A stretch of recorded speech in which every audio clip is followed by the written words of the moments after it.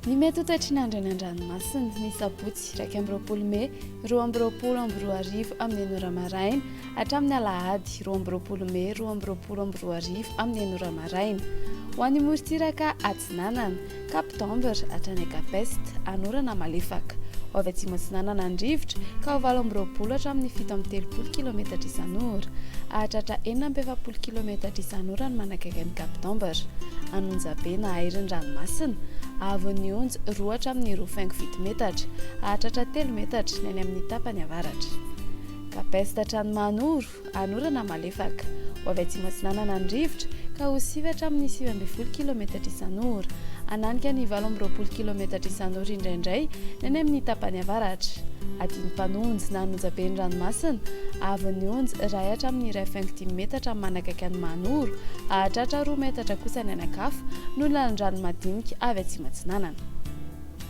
Manoro hatrany Dolaniaro omena amin'ny ankapobeny.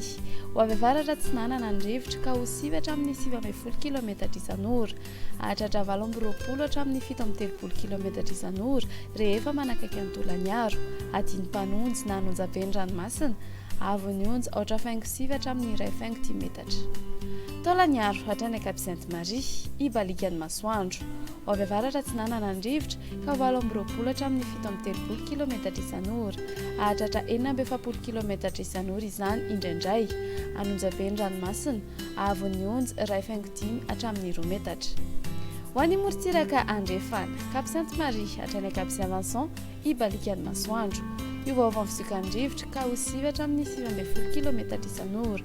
Ho avy atsimo atsinanana kosa ny hariva sy ny alina ka ho 19 hatramin'ny 20 kilometatra isan'ora. Adiny mpanonjy na anonjabe ny ranomasina avy onjy 8.1 hatramin'ny 2.2 metatra. Cap Saint-Vincent hatrany Cap Saint-André ibalikany masoandro. Ho avy atsimony amin'ny ankapobeny rivotra ka ho 19 hatramin'ny 20 kilometatra isan'ora. Ho tony na adiny mpanonjy an-dranomasina avy onjy 8.3 hatramin'ny 2 metatra. Cap Saint-André hatrany Analalava ibalikany masoandro. Ho avy atsinanana na atsimo atsinanana andrivotra ny maraina ka ho 19 hatramin'ny 20 kilometatra isan'ora, ahatratra 17 kilometatra isan'ora izany indraindray. Io vaovao kosa ny atoandro ka ho 9 hatramin'ny 19 kilometatra isan'ora. Ho tony na adiny mpanonjy an-dranomasina avy onjy 8.3 hatramin'ny 8.4 metatra, ahatratra 2.3 metatra ny any amin'ny tapany avaratra. Analalava hatrany Kapitambra andrahoana vitsy. Io vaovao fizoka andrivotra ka ho 9 hatramin'ny 19 kilometatra isan'ora. Hitoetra ho avy atsimo atsinanana kosa manakaiky ny Kapitambra ka ho 20 hatramin'ny 17 kilometatra isan'ora. Ho tony na adiny mpanonjy an-dranomasina anonjabe indraindray avy onjy 8.3 hatramin'ny 2 metatra, ahatratra 2.5 hatramin'ny 2 metatra ny manakaiky ny Kapitambra.